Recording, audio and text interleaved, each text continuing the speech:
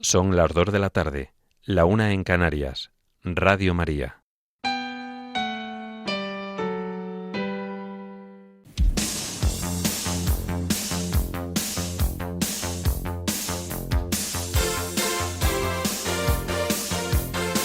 Servicios informativos de Radio María.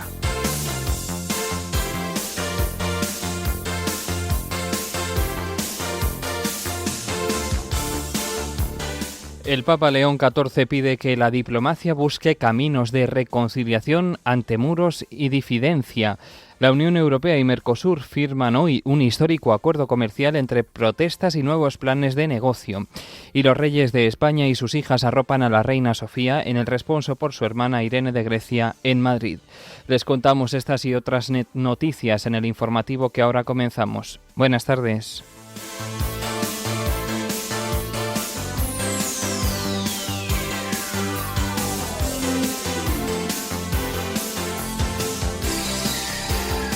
Comienza en Jerusalén el encuentro anual de los obispos de la Coordinadora para Tierra Santa. La Penitenciaría Apostólica emite un decreto sobre las indulgencias plenarias que se concederán con motivo del año jubilar por el 8º centenario de la muerte de San Francisco de Asís. El obispo auxiliar de Madrid, Monseñor Juan Antonio Martínez Camino, participa en el encuentro de pastoral universitaria celebrado en Valencia. En Barcelona avanzan los trabajos para la finalización de la Torre de Jesucristo de la Basílica de la Sagrada Familia. El Organismo Internacional para la Energía Atómica anuncia un acuerdo de alto el fuego temporal y local en los alrededores de la central nuclear de Zaporilla. En Venezuela, el número de presos políticos excarcelados varía según la fuente. Los últimos datos de la ONG Foro Penal asegura que han sido liberadas 100 personas. En España, el temporal de frío y nieve que se registra hoy afecta a varias carreteras principales y secundarias. El Tratado de Alta Mar entra hoy en vigor con 83 ratificaciones y corriente de Canarias como posible área protegida.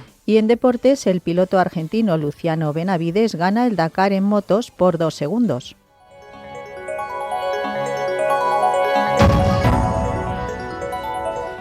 Con motivo del 325 aniversario de la fundación de la Academia Pontificia Eclesiástica, el Papa León XIV ha dado gracias al Señor por la larga y fecunda historia de esta institución al servicio del sucesor de Pedro.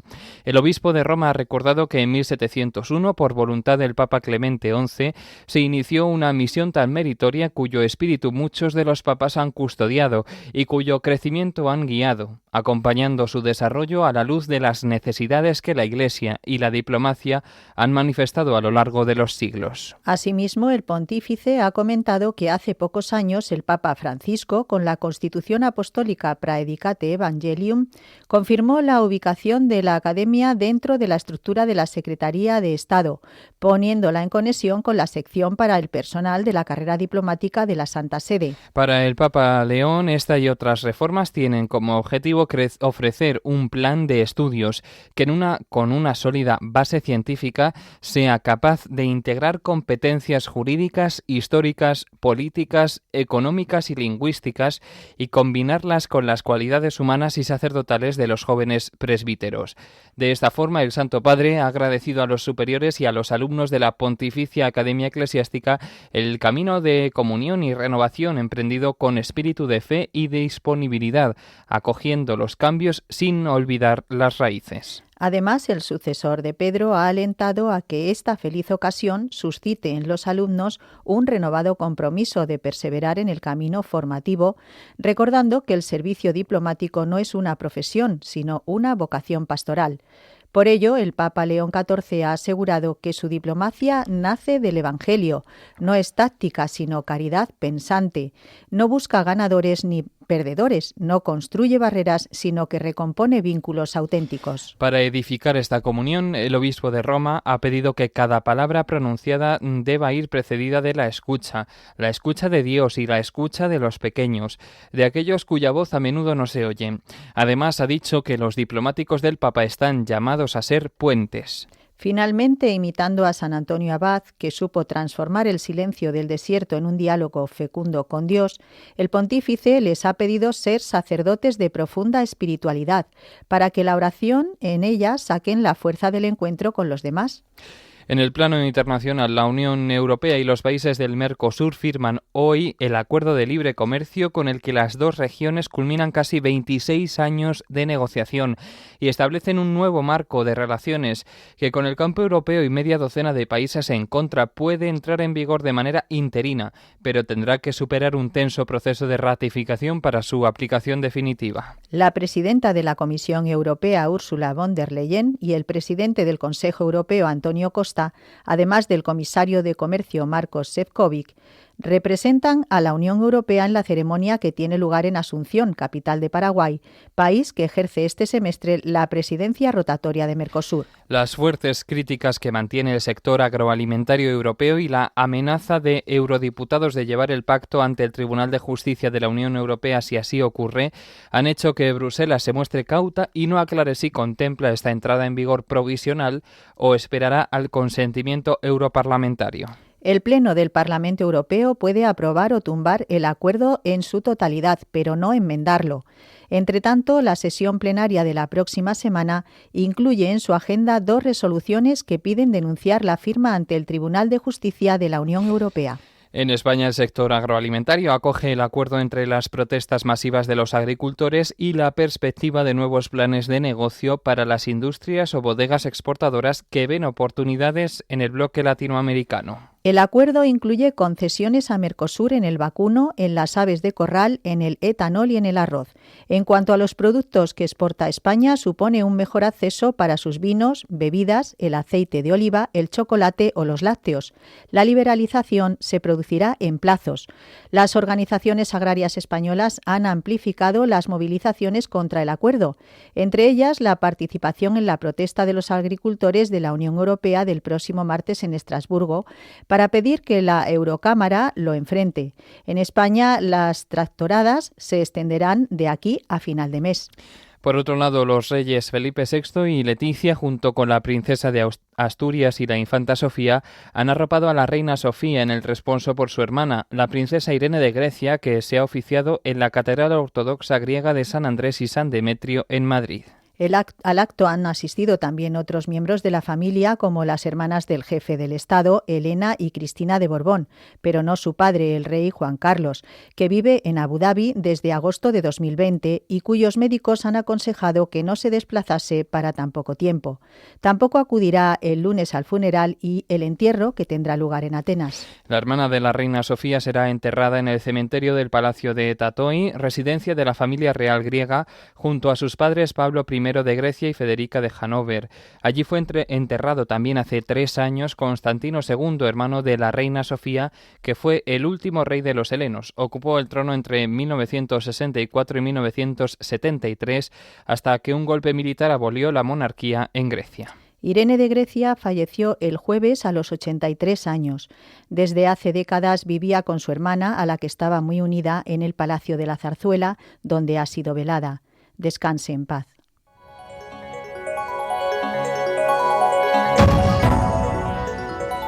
Noticias de la Iglesia en el mundo. Hoy comienza en Jerusalén el encuentro anual de los obispos de la Coordinadora para Tierra Santa. Se va a desarrollar hasta el 22 de enero con el título Una tierra de promisión, encuentro y diálogo con personas de esperanza. Como cada año, este encuentro reúne a diversos obispos de todo el mundo para tener una presencia regular en esta región y conocer al detalle la situación de los cristianos.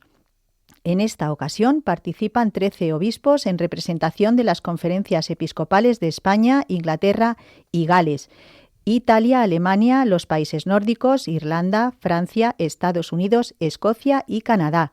En representación de la Iglesia española acudirá a este encuentro el arzobispo emérito de Urgel, Monseñor Joan Enric Vives. Como han explicado desde la Conferencia Episcopal Española, el encuentro se sitúa en el corazón de la semana, con las comunidades cristianas, con quienes sufren, con quienes trabajan por la justicia y la paz y con interlocutores de otras tradiciones religiosas. Asimismo, indican que el diálogo refleja la vocación de la Iglesia expresada en nuestra etate, con relaciones marcadas por el respeto, la honestidad, la paciencia y la comprensión mutuas, de manera especial con el pueblo judío. Durante el encuentro, los obispos se reunirán con el patriarca latino de Jerusalén, el cardenal Pier Battista Pizzaballa, y con el anuncio apostólico en Israel, Monseñor Adolfo Tito Illana. Entre otras cosas, recibirán informes del director ejecutivo del Patriarcado Latino y participarán en un encuentro online con el párroco latino al servicio de la comunidad católica en Gaza, el padre Gabriel Romanelli. Los obispos también visitarán a las hermanas combonianas para conocer su labor pastoral y humanitaria entre las comunidades beduinas, caracterizada por una presencia prolongada, el cuidado de las familias y su compromiso con la dignidad y la justicia de las personas, especialmente aquellas marginadas de la sociedad. Uno de los puntos centrales de cada encuentro es la celebración de la misa dominical con una comunidad local.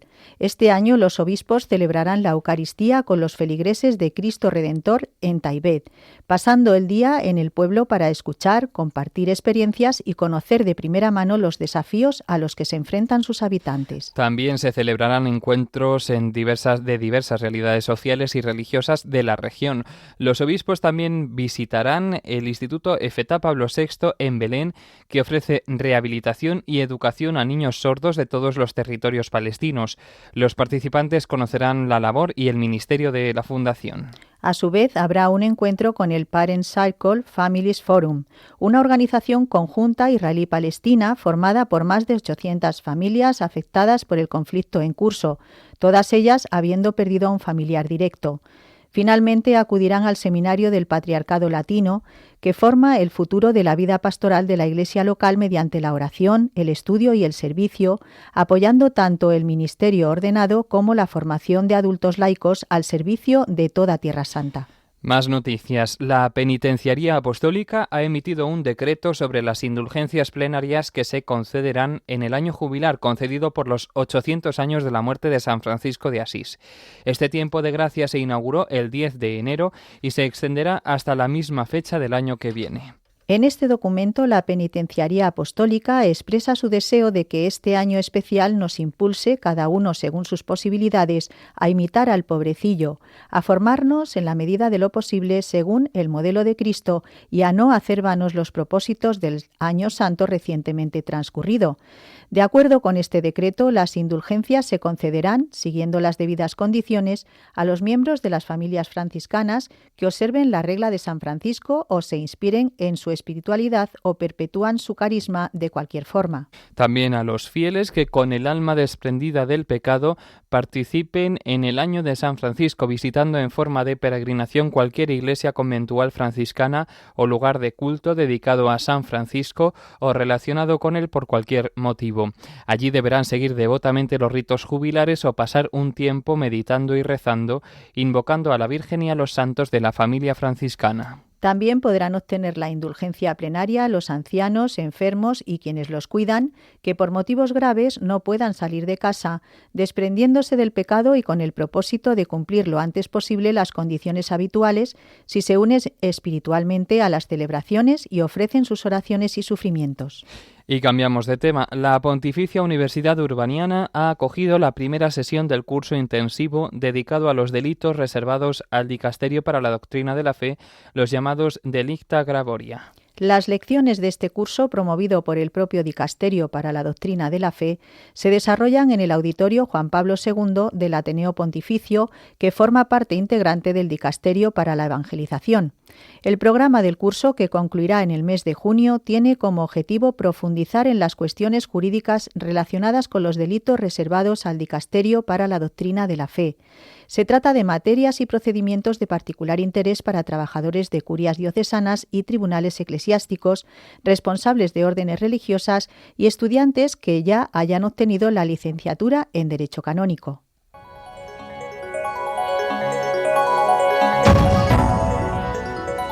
Noticias de la Iglesia en España. La Universidad Católica de Valencia ha acogido esta semana el Encuentro de Pastoral Universitaria.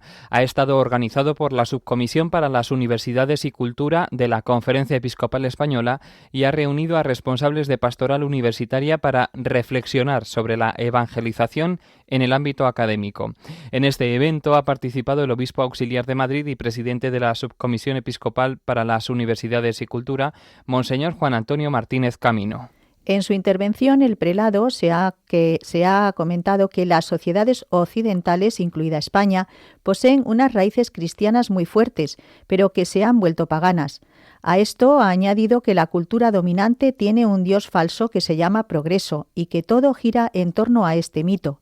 En este contexto, Monseñor Martínez Camino ha indicado que los que se dedican a transmitir el Evangelio deben ser conscientes de la situación real para elegir mejor los medios a emplear en su misión. En opinión del obispo auxiliar de Madrid, las dificultades que existen en el ambiente de esta sociedad neopagana son similares a las que se le planteaban a la Iglesia de los primeros siglos. A su vez, agrega que si bien los primeros cristianos no poseían los medios de hoy, no les faltaba confianza en la cruz y en la salvación de Cristo. Y esto, subraya el prelado, siempre es necesario para los evangelizadores. En este marco, Monseñor Martínez Camino ha aseverado que la Universidad Católica es un lugar privilegiado para la confluencia de los saberes. Así, ha recordado que la catolicidad es la raíz de la institución universitaria. Al mismo tiempo, ha advertido de que cuando la universidad se politiza o se mitifica, pierde su alma. Nos vamos a Cataluña. La Archidiócesis de Barcelona ha comunicado que los trabajos para la finalización de la Torre de Jesucristo de la Basílica de la Sagrada Familia avanzan a buen ritmo. Como informan desde este arzobispado, ya se ha colocado el cuarto brazo horizontal de la cruz, después de que hace unos días se colocara el tercero. Y hace una semana se instalaron el brazo inferior, el núcleo y los brazos horizontales de las fachadas del Nacimiento y de la Pasión. Una vez finalizada, la cruz tendrá 17 metros de altura y una anchura de 13 metros y medio. La Archidiócesis de Barcelona explica que, como indican los álbumes del templo, Gaudí quería que la cruz brillara de día y diera luz de noche. Por ello se han utilizado cerámica blanca esmaltada y vidrio. Además, está previsto instalar en las torres de los evangelistas y de los apóstoles unos focos de luz que iluminarán el terminal. En el interior de la cruz se colocará la escultura del Agnus Dei, obra del artista italiano Andrea Mastrovito, siguiendo el proyecto original de Gaudí. Desde el Arzobispado de Barcelona señalan que, coincidiendo con el centenario de la muerte de Antonio Gaudí, la culminación de la Torre de Jesucristo será un hito histórico en la Sagrada Familia y un homenaje a su arquitecto. Se puede consultar toda la información en la página web sagradafamilia2026.org. Y terminamos contándoles que en el marco de la Jornada Mundial de Infancia Misionera, que en España se celebra mañana bajo el lema Tu vida, una misión, muchas diócesis están celebrando actos. La diócesis de Salamanca, por ejemplo, celebró ayer un encuentro infantil en la localidad de Peñaranda de Bracamonte. Tuvo lugar en el Colegio de la Encarnación y contó con la participación de los niños de este arciprestazgo. Además, mañana la celebración de la Jornada de la Infancia Misionera en Salamanca será en la parroquia de San Miguel Arcángel de Peñaranda de Bracamonte. En particular, han invitado a los niños a participar en la Santa Misa que se celebrará a la 1 de la tarde en esta iglesia. Asimismo, desde el Servicio Diocesano de Misiones han animado a que parroquias, colegios y comunidades cristianas celebren también esta jornada y colaboren en la colecta de ese día, destinada a sostener los proyectos de ayuda a la infancia en los territorios de misión.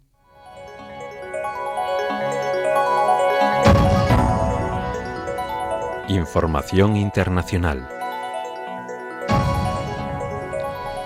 Sobre el conflicto en Ucrania, les contamos que el Organismo Internacional para la Energía Atómica ha anunciado un acuerdo de alto el fuego temporal y local en los alrededores de la central nuclear de Zaporilla.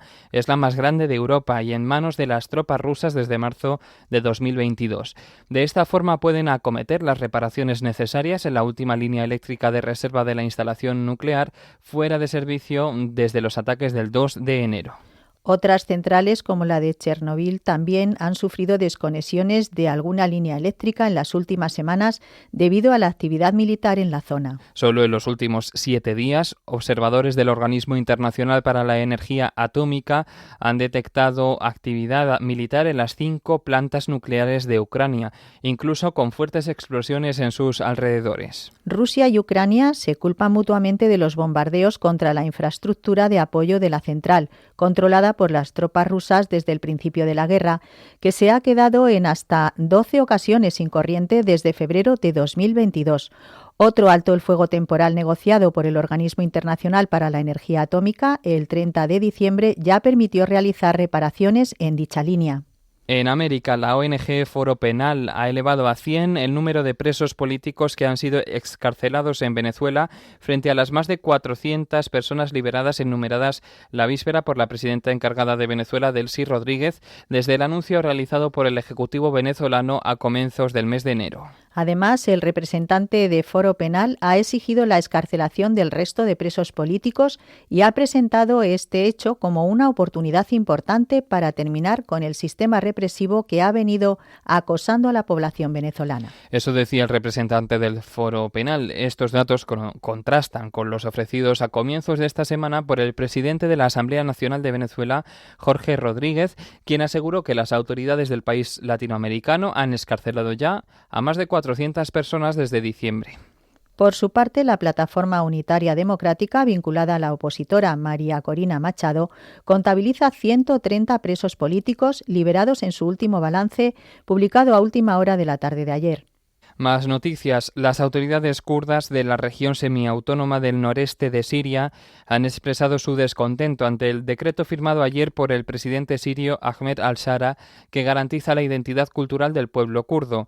Lo perciben como un texto provisional, lejos de sus aspiraciones de ver sus derechos garantizados por una constitución nacional. El decreto de al-Shara manifiesta que los ciudadanos kurdos sirios son una parte esencial e integral del pueblo sirio y que su identidad cultural y lingüística es una parte inseparable de la identidad nacional. Este reconocimiento aparece tras los gravísimos enfrentamientos entre el ejército sirio y las fuerzas democráticas sirias en la ciudad de Alepo y en medio de, por ahora, ineficaces esfuerzos de integración. El ejército sirio y las milicias kurdas árabes de las fuerzas democráticas sirias han confirmado la reanudación de sus combates, esta vez en la ciudad de Maskana, al este de Alepo, que por ahora se han saldado con la muerte de 2 militares sirios. Después de que el ejército anunciara la muerte de sus militares, las milicias han denunciado que estos enfrentamientos son el resultado de violaciones cometidas por el gobierno de Damasco de los términos del acuerdo negociado por la comunidad internacional. El acuerdo estipula la retirada paulatina de las fuerzas democráticas sirias de varias zonas al este de Alepo para que el ejército asumiera el control. Pero esta mañana han avisado que los militares estaban entrando sin esperar a que salieran todos sus combatientes, con el consiguiente riesgo de conflicto. Y terminamos contándoles que el líder militar de Sudán, el general Abdel Fattah al-Burhan, ha celebrado la oferta presentada por el presidente de Estados Unidos, Donald Trump, para mediar en el conflicto abierto con Etiopía y Egipto sobre la presa del Renacimiento, la monumental infraestructura que ha desatado una crisis diplomática sobre la explotación de los recursos regionales. La crisis en torno a la presa del Renacimiento involucra a Sudán, Etiopía y Egipto. La presa impulsada por el gobierno etíope desató las críticas de Jartum y El Cairo, río abajo, al entender que representa una amenaza existencial para sus recursos hídricos.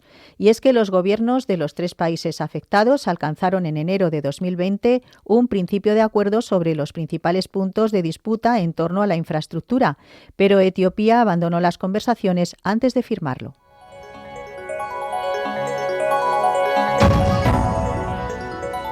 Información nacional. Casi una veintena de provincias correspondientes a 12 comunidades autónomas tienen hoy avisos por nieve, oleaje y lluvia, en una jornada que registrará temperaturas mínimas de hasta -3 grados en Teruel.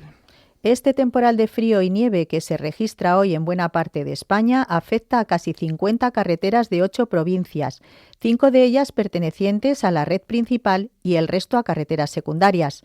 Hacemos ahora una conexión con la Dirección General de Tráfico para que nos cuenten la última hora de la situación en las carreteras españolas. Muy buenas tardes, pues sí, seguimos inmersos en ese temporal de nieve con especial aviso naranja en Ávila, Segovia y Huesca, por lo que les pedimos que se informen del estado del tiempo y las carreteras antes de circular. Hay 47 carreteras afectadas en estos momentos por la nieve, 5 de ellas de la red principal están transitables con precaución. En Madrid y Segovia la 1 entre El Molar y Honrubia de la Cuesta, en Ávila en la A50 entre Ávila Capital y Gimialcón, en Madrid y Ávila la AP6 entre La Mata y San Chidrián, en Segovia y Ávila la AP AP51 entre Villacastín y Brieva-Vico-Lozano, y en Segovia la AP61 entre El Espinar y Ontoria. Lo peor se encuentra en Huesca y Castilla y León, y les pedimos además mucha precaución por el aviso amarillo por lluvias en Cataluña y las Islas Baleares. Además, un siniestro sigue provocando el corte total en Pontevedra de la AP9 en Portas hacia la capital pontevedresa, con desvío por la salida 110 y otros 2 accidentes que complican el tráfico en la entrada a Madrid por la 42 en Casarrubuelos y de salida también de la capital por la 4 a la altura de Valdemoro. Muchas gracias. Y para hablar de la situación concreta en la Sierra de Madrid y conocerla más de cerca, conectamos ahora con el portavoz de emergencias de la Comunidad de Madrid, David García. Hola, buenas tardes.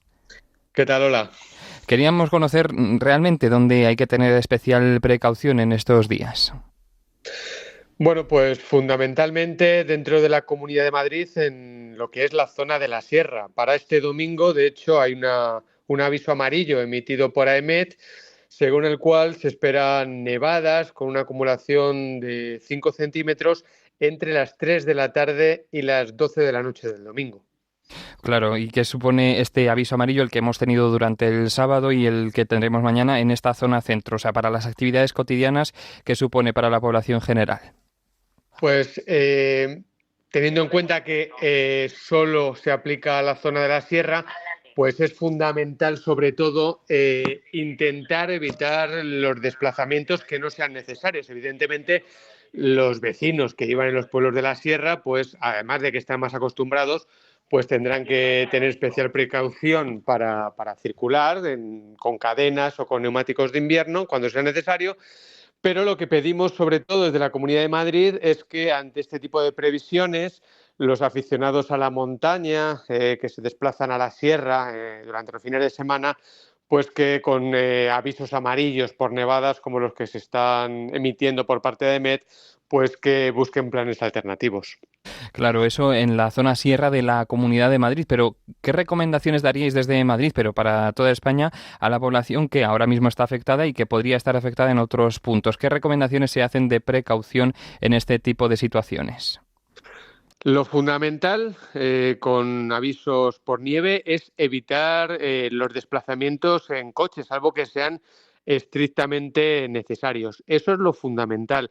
Luego hay una cosa que hay que tener muy en cuenta y es que tenemos que tener las cadenas preparadas en el maletero o, en su defecto, neumáticos de invierno, porque en cualquier momento la situación se puede complicar y debemos hacer uso de ellas, con lo cual imprescindible tener cadenas en el maletero y no solo tenerlas, sino también saber cómo colocarlas. Pues nos quedamos con este breve mensaje de emergencias de la Comunidad de Madrid. Muchas gracias, David García. A vosotros, un saludo. Un saludo. Cambiamos ahora de tema. La Guardia Civil, en el marco de la operación Magna Valis, ha detenido a 18 personas en Vizcaya y una en Burgos por pertenecer a una organización criminal dedicada a estafar mediante anuncios falsos de venta y adopción de mascotas a través de Internet. 3 miembros de la organización, que pertenecían a un clan familiar, mantenían bajo control a un hombre mayor al que habían aislado de su entorno familiar, obligándolo a ejercer mendicidad y al que también le habían abierto numerosas cuentas bancarias para cometer estafas. Los estafadores exigían a sus víctimas desembolsos progresivos con diversos pretextos: vacunas, transporte, chip, jaula y demás, mediante abonos a través de Bizum o transferencias bancarias. Asimismo, utilizaban el método SmartFin, consistente en fraccionar los cobros y blanquear el dinero mediante micropagos. En España, la compra de mascotas por Internet es legal siempre que se cumplan las normas de bienestar animal y que las transacciones se realicen a través de criadores o centros autorizados. La Guardia Civil recomienda desconfiar de precios demasiado bajos o urgencias por entregar el animal, exigir siempre documentación del criador y centro y solicitar copias de la cartilla veterinaria y microchip, y no pagar por adelantado ni enviar dinero a través de transferencias bancarias o por una pasarela de pagos online. Más noticias. El Tratado de los Océanos, también conocido como Tratado de Alta Mar, entra hoy en vigor tras reunir 83 ratificaciones, 23 más que el mínimo requerido y 145 firmas. Uno de los resultados más esperados de este acuerdo internacional será la creación de una red mundial de áreas marinas protegidas de alta mar, entre las que podría estar la corriente de las Islas Canarias áreas de la costa de África Occidental en la zona atlántica. Este tratado busca preservar y garantizar un uso sostenible de 2/3 de los océanos. Se basa en la Convención de la ONU sobre el Derecho del Mar, pero refuerza el marco legal para la conservación y el uso sostenible de la biodiversidad marina, según la propia ONU.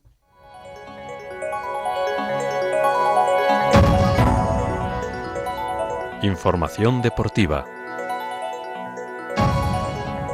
El piloto argentino Luciano Benavides se ha proclamado campeón del Rally Dakar 2026 en la categoría de motos por solo 2 segundos después de una última etapa de 105 kilómetros de especial con salida y meta en Jammu, en Arabia Saudí, y ganada por el español Edgar Canet, en la que se benefició de un error de navegación de la estadounidense Ricky Brabeck. Por otro lado, las parejas españolas compuestas por Olivia Smart y Tim Dieck y por Sofía Val y Asaf Kasimov han avanzado a la final de danza del Campeonato de Europa de Patinaje Artístico sobre Hielo, que se está disputando en Sheffield, en Reino Unido, después de terminar el programa de danza rítmica en la 10ª y la 15ª posición, respectivamente. Terminamos ya este informativo con la previsión del tiempo realizada por Miriam Herraiz. Esta tarde tendremos mucha nubosidad en casi todo el mapa, con precipitaciones en Galicia, mitad norte, Pirineos, fachada mediterránea peninsular, Baleares y en el centro peninsular, siendo de nieve en los sistemas montañosos. El viento soplará con fuerza en puntos del norte, fachada mediterránea peninsular, en Galicia y en los 2 archipiélagos. La mar estará alterada en Canarias, en el Estrecho, la costa gallega y en la Cantábrica, con olas de entre 4 y 5 metros, y en toda la costa mediterránea entre 1 y 2 metros. Las temperaturas hoy tendrán un ligero descenso. Y mañana domingo seguiremos hablando de nieblas matutinas en la mayor parte de nuestro país. Tendremos precipitaciones en el Estrecho, la fachada mediterránea peninsular, en el norte y en los 2 archipiélagos, con la probabilidad de alguna tormenta ocasional y nevadas en las zonas montañosas. El viento soplará con fuerza especialmente en Canarias. Se espera mala mar en Canarias y la costa de Gerona, con olas que estarán entre los 4 y 5 metros en el resto de las costas españolas, que estarán entre 1 y 3 metros, y las temperaturas se recuperarán tímidamente.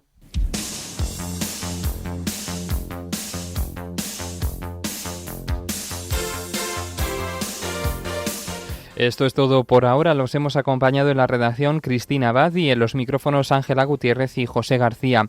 Tienen más noticias esta noche a las 10, las 9 en Canarias. Buenas tardes.